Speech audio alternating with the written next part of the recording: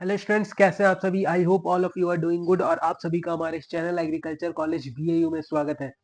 मैं हूं अमरदीप कुमार। इस वीडियो में जो है हम बात करने वाले हैं दोस्तों सिलेबस के बारे में। बहुत सारे बच्चों को सिलेबस पता ही नहीं रहता है और कुछ से कुछ वो टॉपिक पढ़ते जाते हैं, तो इससे भी बेनिफिट नहीं होता है। बहुत सारा क्वेश्चन जो है, बहुत सारा मेन इंपॉर्टेंट पार्ट जो है आपका छूट जाता है। तो आज हमारा टॉपिक यही रहेगा, सारा चीज ऑन डिटेल आप देख आज डिस्कस करने वाले हैं। तो दोस्तों पहली बार आप इस चैनल में विजिट कर रहे हैं तो प्लीज चैनल को सब्सक्राइब करें या नोटिफिकेशन बेल आइकन दबाना ना भूलें दोस्तों, ताकि आपको लेटेस्ट इंफॉर्मेशन जल्द से जल्द मिल पाए एग्रीकल्चर से रिलेटेड, ताकि आपका जो है सिलेक्शन हो पाए। तो अगर हम बात करते हैं तो झारखंड कंबाइंड का जो एग्जाम होता है एग्रीकल्चर के लिए वो एनसीईआरटी बेस्ड होता है। अगर आप नीट का तैयारी कर रहे थे तो एज इज इट उसका सिलेबस जो होता है सेम होता है। मेनली थोड़ा सा इसमें 12th पे ज्यादा फोकस किया रहता है, क्वेश्चंस 12th पे ज्यादा रहता है। तो अगर मैं बात करूं फिजिक्स में तो सबसे पहले जो है आपका, आप देख सकते हैं फिजिकल वर्ल्ड और मेजरमेंट। इससे क्वेश्चन रहता ही रहता है, डेफिनेटली कुछ क्वेश्चंस रहते हैं। ठीक है, यूनिट एंड डायमेंशन का। काइनेमेटिक्स से आसान सा क्वेश्चन रहता है। फार्मूला बेस्ड क्वेश्चन आपको बनाने के लिए दिया जाता है काइनेमेटिक्स में। लॉ ऑफ मोशन से भी अगर आप अच्छे से पढ़ाई किए हैं तो एनएलएम से भी अच्छा खासा क्वेश्चन बनता है। वर्क, पावर, एनर्जी, ये सब पे जो है ज़्यादा फोकस करिएगा, क्योंकि इससे ना फार्मूला बेस्ड क्वेश्चन बनता है और जो कि आप बना करके अच्छा मार्क्स स्कोर कर सकते हैं, क्योंकि इसमें ज़्यादा फार्मूला नहीं है और आसान सा फार्मूला है जो कि आप याद कर सकते हैं और अच्छे ढंग से कर सकते हैं। ठीक है, ग्रेविटेशन, ग्रेविटेशन से बहुत कम क्वेश्चंस पूछता है, ज़्यादा नहीं पूछता है। ट्रू फॉल्स टाइप का जो रहता है, मास किस पे डिपेंडेंट है, रेडियस पे इनवर्सली प्रोपोर्शनल होता है या नहीं है, ये सब पे ट्रू या फॉल्स टाइप का क्वेश्चन इस पे पूछता है। प्रॉपर्टी ऑफ बल्क मैटर, इस पे भी बहुत कम क्वेश्चन बनता है। ठीक है, नेक्स्ट है थर्मोडायनेमिक्स, इससे आपका क्वेश्चन बनता है। ठीक है, इसमें भी ट्रू फॉल्स टाइप का, फिर या फिर फार्मूला बेस्ड क्वेश्चन, हीट और ये सब निकालने जो है आपको देता है। फार्मूला बेस्ड क्वेश्चन जो होता है ना, वर्क डन इक्वल, तो इसी टाइप का जो है क्वेश्चन पूछता है। बस फार्मूला पुट करिए, आपका आंसर आ जाएगा। इससे एमसीक्यू टाइप का क्वेश्चन पूछता है, ट्रू या फॉल्स, ये सही है या नहीं, मतलब इसके रिस्पेक्ट में दे दिया रहेगा सही है या नहीं। ऑसिलेशन से क्वेश्चन पूछता ही है, ऑसिलेशन ऑफ वेव, ये मोस्ट इंपॉर्टेंट है, इससे क्वेश्चन पूछता है। ठीक है, और इसका भी फार्मूला बेस्ड क्वेश्चन है। फार्मूला आप जरूर से जरूर याद कर लिए, इससे बहुत सारा क्वेश्चन बन जाता है। क्योंकि आजकल जो है, आजकल ट्रेंड चेंज हो गया है, फार्मूला ही को दे देता है कौन सा फार्मूला सही है। डिस्क्राइब जो हम लोग करते हैं फिजिक्स में, वो तो 12th के लिए आप पढ़े ही होंगे डिस्क्राइब करके। तो उसका कुछ ना कुछ पार्ट दे देता है उल्टा पलटा करके और पूछता है कि ये फार्मूला रेलिवेंट सही है या नहीं है इसके लिए, ये भी पूछता है। इलेक्ट्रोस्टैटिक्स, आपका 12th का पहला चैप्टर जो बहुत अच्छे ढंग से पढ़े होंगे आप, तो इसमें जो है ट्रू या फॉल्स टाइप का क्वेश्चन पूछता है। अगर आसान पूछा तो, अगर टफ पूछा तो बनना नहीं बनना वो भी दिक्कत वाला सवाल हो जाता है। इससे बहुत हार्ड करके कुछ क्वेश्चन पूछता है। अगर टफ पूछा तो, इजी पूछा तो वही इलेक्ट्रोस्टैटिक फोर्स किसके प्रोपोर्शनल है, ये वो दिस दैट करके पूछेगा। ठीक है, और टफ करेगा तो ये बनेगा ही नहीं। तो इसमें टाइम ज़्यादा आप मत दीजिएगा, क्योंकि बहुत बच्चे को बहुत फेवरेट होता है पहला चैप्टर 12th का, तो बहुत ज़्यादा, क्योंकि ये 12th आपको नहीं देना है। ठीक है, थ्योरी बेस्ड यहाँ पे नहीं होगा कि डिराइव ये फॉर्मूला, डिराइव वो फॉर्मूला, इस टाइप का क्वेश्चन आपको नहीं पूछा जाएगा। तो आपको जो है एमसीक्यू टाइप का पूछता है, तो उसके हिसाब से आपको पढ़ना है। तो इस इलेक्ट्रोस्टैट से कम टाइप, कम बनता है क्वेश्चन, बनता बहुत सारा है, लेकिन अगर हार्ड बनाएगा तो बहुत हार्ड बनाएगा, ट्रू फॉल्स नहीं तो बनाता है आसान। फिर आपका इलेक्ट्रिक करंट, ये क्वेश्चन इससे आप पढ़िए, इस पे आप ज़्यादा से ज़्यादा फोकस करिए दोस्तों। ड्रिफ्ट वेलोसिटी, ये वेलोसिटी, करंट क्या होता है, ये सब दे देता है। ठीक है, ये इम्पोर्टेंट चैप्टर है। अच्छा से अगर आप पढ़ते हैं तो फार्मूला पुटिंग होता है। मैग्नेटिक, इससे सिर्फ जो है लगभग ट्रू और फॉल्स टाइप का या फिर फार्मूला बेस्ड क्वेश्चन आपको पूछता है, बिना जो आप पढ़े होंगे। ठीक है, डायरेक्शन दे दिया रहेगा किधर है मैग्नेटिक का, करेक्शन इनवर्ड या आउटवर्ड इस टाइप का। तो इसमें जो है आपका ट्रू फॉल्स टाइप का भी क्वेश्चन बनता है, तो इसको थोड़ा थ्योरेटिकल टाइप का पढ़ के जाइएगा। इलेक्ट्रोमैग्नेटिक इंडक्शन और ई इलेक्ट्रिक करंट, अल्टरनेटिंग करंट। तो इलेक्ट्रोमैग्नेटिक इंडक्शन से बहुत कम क्वेश्चन पूछता है, ना के बराबर, तो उसमें आपको टेंशन लोड लेने का जरूरत नहीं है। एसी में है तो आसान क्वेश्चन पूछेगा, और इसमें जो है फॉर्मूला ही दे देता है। ठीक है, तो सोचने वाली बात नहीं है। इलेक्ट्रोमैग्नेटिक वेव्स, ये आप कर पाइएगा तो ठीक है, थोड़ा हार्ड हो जाता है देख, कुछ क्वेश्चंस हार्ड रहता है, तो इसमें भी ट्रू फॉल्स टाइप का थ्योरेटिकल आप पढ़ के जाइएगा, ताकि अगर क्वेश्चंस नहीं बने तो आपको जो है थ्योरेटिकल आ गया, थ्योरेटिकल टाइप का आ गया तो आप सही कर दे। ऑप्टिक्स जितना प्रैक्टिस करिएगा उतना बनेगा। डुअल नेचर ऑफ रेडिएशन, ठीक है, अब ये दोनों जो है आपको फोकस कर लेना है। जहां जहां फार्मूला पुटिंग क्वेश्चन पूछने लायक है उसको एकदम याद कर लीजिए, लर्न हट कर लीजिए। इलेक्ट्रॉनिक डिवाइस,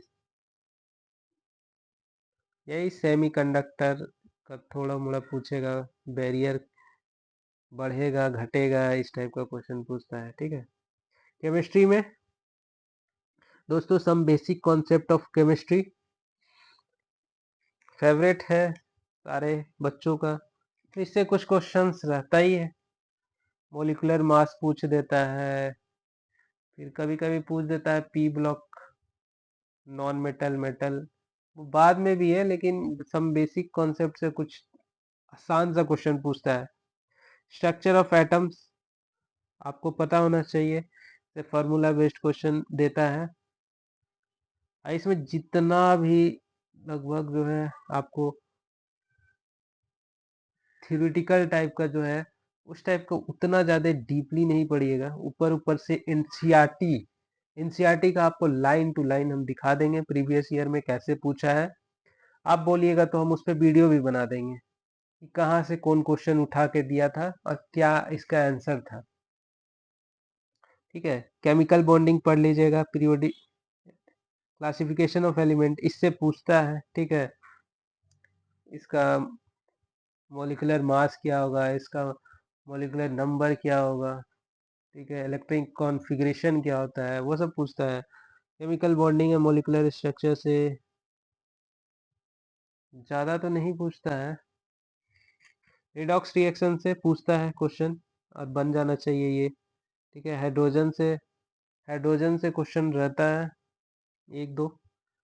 ऑर्गेनिक शुरू से लेकर के अंत तक डेली प्रैक्टिस करिए तब जाके होगा, वरना नहीं होगा। ऑर्गेनिक में भी ज़्यादा रिएक्शन याद करने का ज़रूरी नहीं है, जो एनसीईआरटी में जो है ना उसी को याद करिए, उसी को देख के जाइए, वही एग्जाम्पल सेट करके रखिए, वही आता है। ठीक है, अब आ जाइए टेक्निक्स में। स्टेट्स ऑफ मैटर, आसान सा एगो क्वेश्चन दे रहा है, दिया रहेगा। ठीक है, केमिकल थर्मोडायनेमिक्स फिजिक्स में पढ़े हैं तो यहाँ भी थोड़ा सा सेम उस टाइप का है। ठीक है, मिल जाता है, तो ये भी इक्विलिब्रियम नहीं आता है तो इसको छोड़ दीजिएगा, एक स्किप कर देने से आपका ज्यादा का नुकसान नहीं होगा, बट इसी पे लगे रहने से ज्यादा नुकसान हो सकता है आपका। एस ब्लॉक आता है, पूरा रट के लीजिए। ई ब्लॉक ये सब रटने वाला चीज है। हाइड्रोकार्बन, इसका जो एनसीईआरटी का दिया है एग्जाम्पल जो है उसको याद कर लीजिए। बायोमोलिक्यूल्स थोड़ा बहुत, सॉलिड स्टेट, सॉल्यूशन, सॉल्यूशन से क्वेश्चन पूछता है। ठीक है, ये इंपॉर्टेंट कर लीजिए। Hello alkene, hello Erin, alkene ether, ये दो जो है इम्पोर्टेंट है, एक एक क्वेश्चन या दो दो क्वेश्चन रहता ही है। केमिकल काइनेमेटिक्स हो रहा है तो ठीक है, नहीं तो इसका क्वेश्चन थोड़ा डिफिकल्ट टाइप का रहता है। ठीक है। सरफेस केमिस्ट्री, इसमें आपका थ्योरेटिकल टाइप का पूछता है। DNF ब्लॉक इम्पोर्टेंट है, क्योंकि इसमें सबका जो है वही प्रॉपर्टी पूछता है। रेडियस इसका छोटा क्यों है, नीचे डाउनवर्ड कैसे जा रहा है तो क्या हो रहा है, साइज बढ़ रहा है कि क्या बढ़ रहा है, लेफ्ट साइड जा रहे हैं तो क्या हो रहा है। तो पीरियोडिक टेबल को ये सब जो है आपको पता होना चाहिए। केमिकल कोऑर्डिनेशन से ज़्यादा क्वेश्चंस नहीं रहता है। एमीन्स, एल्डिहाइड, कीटोन और कार्बोक्सिलिक, ये थोड़ा मोड़ा देख लीजिएगा, ये भी इम्पोर्टेंट है।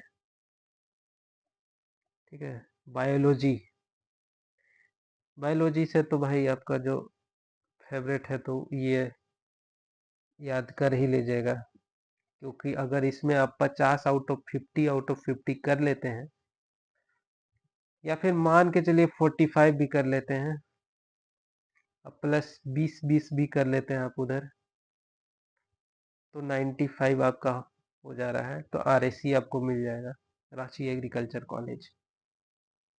ठीक है। अगर इसको आप स्ट्रॉन्ग को अब लूज कर रहे हैं तो आपका मिस्टेक्स है। ठीक है, क्योंकि इस पे आप फोकस करें और इन दोनों को छोड़े नहीं। बहुत बच्चे होते हैं कि सिर्फ इसी पे फोकस करते हैं, फिजिक्स को छोड़ देते हैं, केमिस्ट्री पे फोकस करते हैं। ऐसा नहीं है, रैंक आपका डिसाइड करता है फिजिक्स और केमिस्ट्री ही। ठीक है। ये तो सबका मतलब स्ट्रॉन्ग जोन है बायो। चलिए बायो में भी अब बता ही देते हैं कि स्ट्रॉन्ग में क्या है। जो स्पोरोपोलिनिन,